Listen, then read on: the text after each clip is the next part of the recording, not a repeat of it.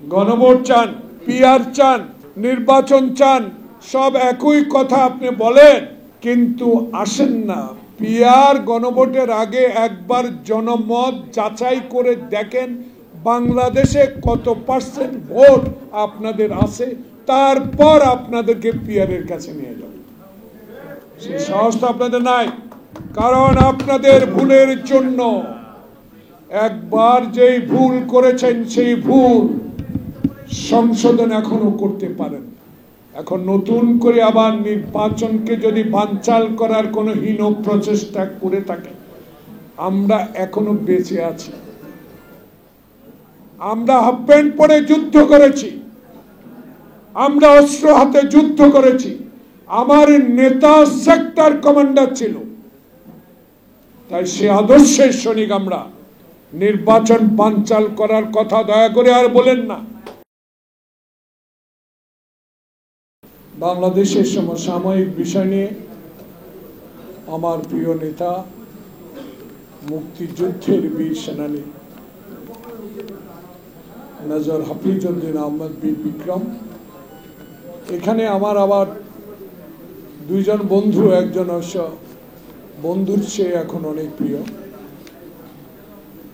Colonel Joynal, Mujibur Rahman Sarwar আলাল, হাবিবুর রহমান হাবিব এবং major Mizanur Rahman, যারা এখানে আছেন সবাইকে ইশতিয়াক গাজীদের পক্ষ থেকে আজকের উপস্থিত বাংলাদেশের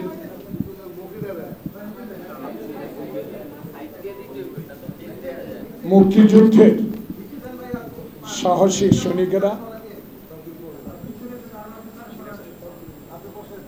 বাংলাদেশ জাতীয়তাবাদী দলের ৪৩তম প্রতিষ্ঠা বার্ষিকী আগামী ১ সেপ্টেম্বর, আর বাংলাদেশ জাতীয়তাবাদী মুক্তিযোদ্ধা দলের ৩৩তম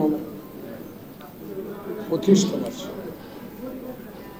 আমি একজন ক্ষুদ্র ব্যক্তি, রাজনৈতিক কর্মী, এখানে সবচেয়ে ভালো বলেন আলান, সাজিয়ে গুছিয়ে বলতে পারেন, ভালো গল্পও বলতে পারেন, কারণ দুই ভাই পাশে মুজিবুর রহমান সরোয়ার একসাথে ২ বছর একই রুমে জেলেছে। অনেক কিছু শেখার সৌভাগ্য হয়েছে আমার। প্রয়াত তরিকুল ইসলাম স্যারের কথা মনে পড়ে। আমাদেরকে বারান্দায় বসার কিছু চেয়ার দিয়েছিল তৎকালীন মইনি আহমদ সরকার, সেখানে অনেকগুলো পেপার আমরা আনতাম। তরিকুল ইসলাম স্যার খালি গায়ে এসে বসতেন, আমরা ২২ জন ছিলাম একই রুমে। তা আমাকে বলতো যে পড়ে পড়ে সব শোনাও। ইতিমধ্যেই নামাজের আজান হয়ে যেত। আলাল সাহেব আবার খুব পাঞ্চুয়াল, খুবই মানে ক্লিন চলেন, আবার হাঁটেন ১ ঘন্টা, সব। নামাজের আজান হতো, তরিক স্যারকে বলতো এবারটা অন্তত শেষ করেন, চলেন অজু টজু করে নামাজ পড়ি। আজান দিতে আমাদের ইব্রাহিম সাহেব, নাকি হাফিজ ইব্রাহিম, সুন্দর বারান্দার মধ্যে নামাজ পড়তাম। তরিক স্যার বলতো, এখন যদি মইনি আহমদ বলে তোমরা ফ্রি, কোথায় যাবে তোমাদের নামাজ, কোথায় যাবে ওযু দিবা দৌড়।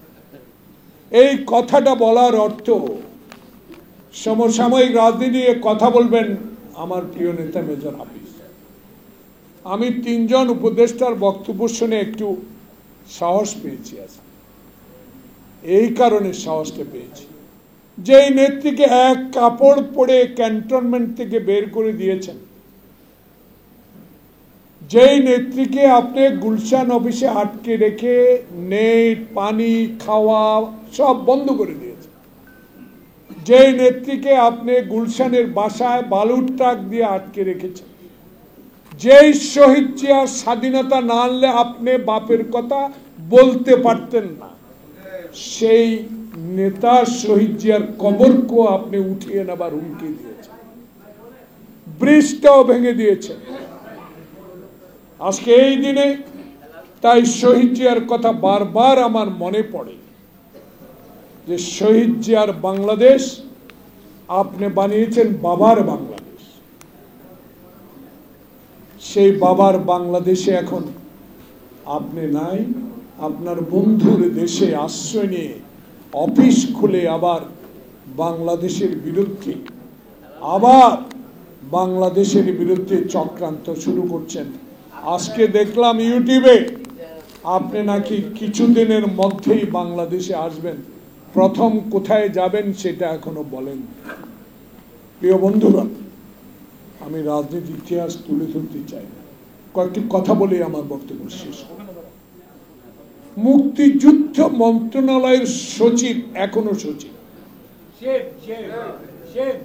এই সরকার আপনার আমলে বলে নির্বাচন করতে দেব না, বিএনপির পিঠের চামড়া উঠায় ফেলবেন, যারা নির্বাচনে অংশগ্রহণ করবে তাদের খবর আছে। এই সব কথার উত্তর আপনাদের দেওয়া উচিত ছিল। নির্বাচন হবে আমার দৃঢ় বিশ্বাস, আমি বিশ্বাসও করি। নির্বাচন ঠেকানোর যারা বলে তাদের সে শক্তি নাই। শক্তি একমাত্র আল্লাহ আর জনগণের, জনগণ বিএনপির সাথে, জনগণ বিএনপির সাথে। গণভোট চান, পিআর চান, নির্বাচন চান, সব একই কথা আপনি বলেন, কিন্তু আসেন না। পিআর গণভোটের আগে একবার জনমত যাচাই করে দেখেন বাংলাদেশে কত পার্সেন্ট ভোট আপনাদের আছে, তারপর আপনাদেরকে পিআরের কাছে নিয়ে যাবে। সেই সাহস তো আপনাদের নাই, কারণ আপনাদের ভুলের জন্য একবার যেই ভুল করেছেন সেই ভুল সংশোধন এখনো করতে পারেন। এখন নতুন করে আবার নির্বাচনকে যদি বানচাল করার কোনো হীন প্রচেষ্টা করে থাকে, আমরা এখনো বেঁচে আছি। আমরা হাফ প্যান্ট পরে যুদ্ধ করেছি, আমরা অস্ত্র হাতে যুদ্ধ করেছি। আমার নেতা সেক্টর কমান্ডার ছিল, তাই সে আদর্শের সৈনিক আমরা। নির্বাচন বানচাল করার কথা দয়া করে আর বলেন না। দয়া করে একটি নির্বাচন দিয়ে জনপ্রিয়তা যাচাই করেন। বাংলাদেশের তারেক রহমান বলে দিয়েছে, যেই নির্বাচনে ভোট দেবার আন্দোলনের জন্য হাজার হাজার নেতা কর্মী আমরা জেলে গিয়েছি, আত্মহত্যা দিয়েছি, ছাত্র জনতার বিপ্লবকে সমর্থন দিয়ে আজকে এই পর্যায়ে এনে আবার যদি আরেকটি নির্বাচনকে বানচাল করার হীন প্রচেষ্টা করেন, তাহলে আপনাদেরকে আমি মনে করব আপনারা আওয়ামী লীগের কাছে। সবাইকে ধন্যবাদ। আসসালামু আলাইকুম।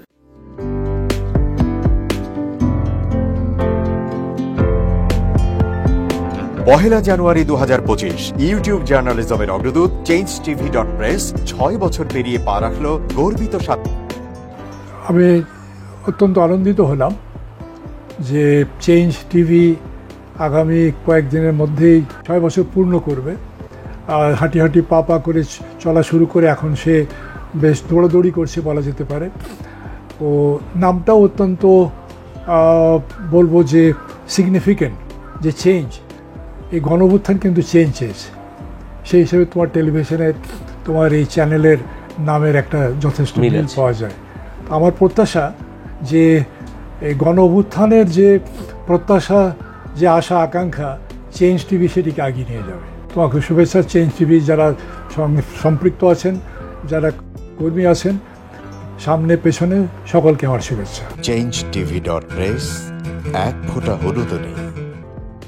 Online TV channel change TV 6 বছর ধরে ওনারা কাজ করে যাচ্ছেন। ইতিমধ্যে জনগণের হৃদয়ে স্থান করে নিয়েছেন। প্রায় 22 লাখ সাবস্ক্রাইবার আছে। আর যে কোনো অনুষ্ঠান 10 লাখের মতো মানুষ এটা প্রতিদিন মানুষ দেখে থাকে। আমিও এই চ্যানেল নিয়মিত দেখি। তো চেঞ্জ টিভির পক্ষে আমির মোমিনুল মানিক সাহেবের উপস্থাপনা, প্রশ্নের ধরন, এগুলো জনগণ দেখতে চায়, শুনতে চায়। আমি চেঞ্জ টিভির উত্তরোত্তর সমৃদ্ধি কামনা করছি। changetv.press, এক ফোঁটা হলুদ নেই। চেঞ্জ টিভি, তো আমি তাদেরকে আমার অসংখ্য শুভেচ্ছা জানাচ্ছি, কারণ তারা যে ভূমিকা রেখেছে এই সময়, একটা কঠিন সময় ছিল, সেটাতে যেমন ভূমিকা রেখেছে, এমনকি 5ই আগস্টের পরে নতুন বাংলাদেশেও তারা তাদের সেই তীক্ষ্ণ একটা সমালোচনামূলক এবং যেটাকে আমি গঠনমূলক বলব সেরকম একটা ভূমিকা রাখছেন। তো সেক্ষেত্রে আমরা মনে করি যে এই ভূমিকা আমাদের দরকার, আমরা চাই এটা থাকুক এবং আরো যেন সমৃদ্ধ হয়। নতুন বাংলাদেশ নির্মাণে আমরা চাই যে চেঞ্জ টিভি যে সমালোচনাগুলো করছে বা যেগুলো আমরা তুলে ধরছেন, সেটা এমন করে করবেন যেন আমরা সেখান থেকে শিখতে পারি এবং সবাই মিলে যেন আমরা নতুন বাংলাদেশকে সত্যিকার অর্থে বৈষম্য বিহীন একটা সমাজ গড়ে তুলতে পারি, সেটা আপনারা সহজ চেষ্টা করুন। changetv.press, এক ফোঁটা হলুদ নেই।